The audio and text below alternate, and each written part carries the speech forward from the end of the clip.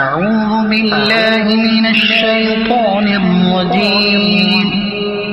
بسم الله الرحمن الرحيم. والتين والزيتون وطور سينين وهذا البلد الأمين. لقد خلقنا الإنسان في أحسن تقويم ثم رددناه أسفل سافلين إلا الذين آمنوا وعملوا الصالحات فلهم أجر غير ممنون.